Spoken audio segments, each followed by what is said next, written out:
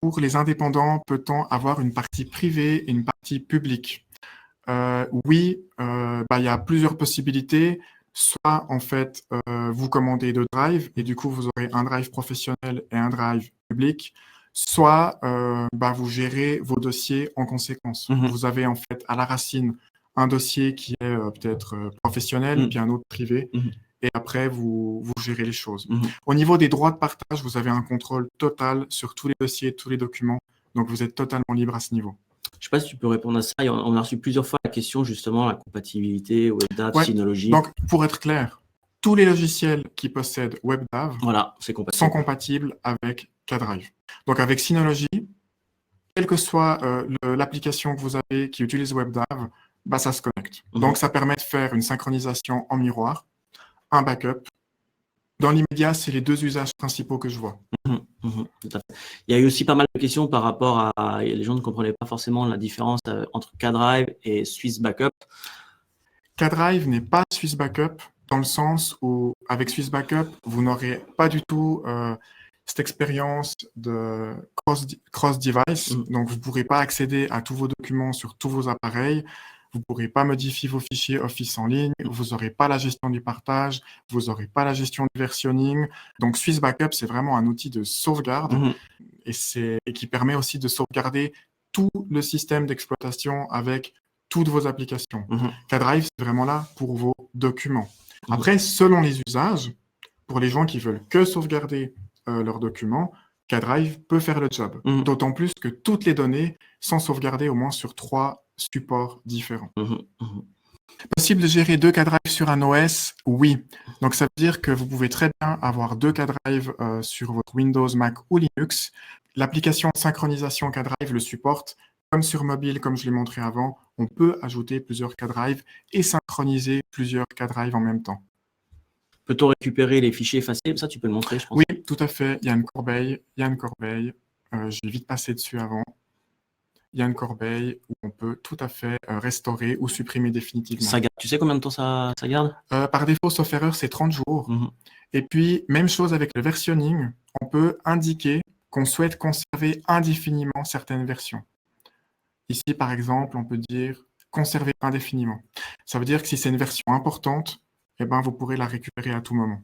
Y a-t-il un chiffrement de bout en bout? Actuellement, c'est uniquement côté serveur. Voilà. Le transfert des fichiers entre vos appareils et nos serveurs est chiffré et sécurisé. La seule chose qui manque, c'est de vous permettre de choisir votre propre clé de chiffrement. Et ça va arriver avec le coffre-fort. Et c'est une fonctionnalité qui sera disponible sur tous les plans.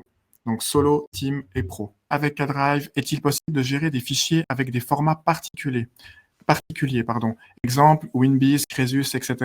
Oui, tout à fait. Simplement, vous n'aurez pas la possibilité de les ouvrir en ligne comme avec du PowerPoint, Excel ou Word. Voilà, par contre, bien sûr, vous pourrez ouvrir vos documents au local avec les logiciels de votre choix. Donc vraiment, tous les formats de fichiers inimaginables sont disponibles. Voilà. En fait, K-Drive a uniquement la possibilité de sauvegarder ces documents sur le cloud. Mais une fois qu'ils sont sur vos ordinateurs, c'est sur vos ordinateurs et puis vous en faites ce que vous voulez. Tout à fait. La seule limite qu'on peut souligner, c'est que vous ne pouvez pas mettre sur K-Drive des fichiers supérieurs à 50 gigas. C'est énorme.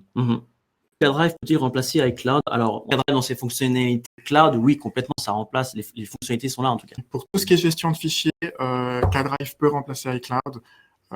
Au niveau des photos, c'est même beaucoup plus ouvert. Typiquement, personnellement, j'ai un iPhone, mais à la maison, je suis sur un écosystème Windows.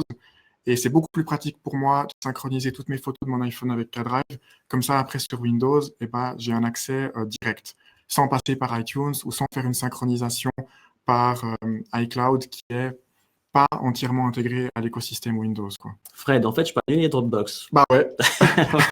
Le webinaire était clair. Philippe, on peut gérer les commentaires sur PDF en ligne? Alors ça, c'est une fonctionnalité qui est en cours de développement. On pourra non seulement gérer les commentaires sur des PDF, mais aussi les annoter. Et on souhaite faire ça sur d'autres formats de fichiers. Est-ce que le versionning marche sur des fichiers autres que bureautiques? Tout à fait. Le versionning des fichiers marche absolument sur tous les fichiers. Pas seulement sur des fichiers Word, Excel, PowerPoint. Par rapport au retour sur les applications mobiles, on est conscient que l'interface n'est pas au niveau qu'on souhaiterait qu'elles le soient. Actuellement, c'est les applications qui sont basées sur Nextcloud, qui est un projet open source.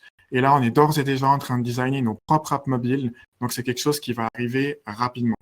On met beaucoup de ressources là-dessus. Fonctionnalité de synchronisation à la demande, c'est ce que tu as évoqué avant avec SmartSync. Ça, c'est quelque chose qu'on est déjà en train de tester en interne.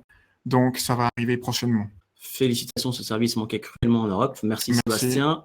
Allez vous proposer une offre intermédiaire entre Team et Pro pour avoir plus de 6 utilisateurs, mais moins de 6 Tera pour des équipes d'une dizaine de personnes qui ne partagent pas que des fichiers qui nécessitent beaucoup d'espace. Donc ça, c'est une question qui revient, qui revient de temps en temps. Des fois, les gens n'ont pas besoin de 6 Tera, des fois, les gens n'ont pas besoin de 2 Tera.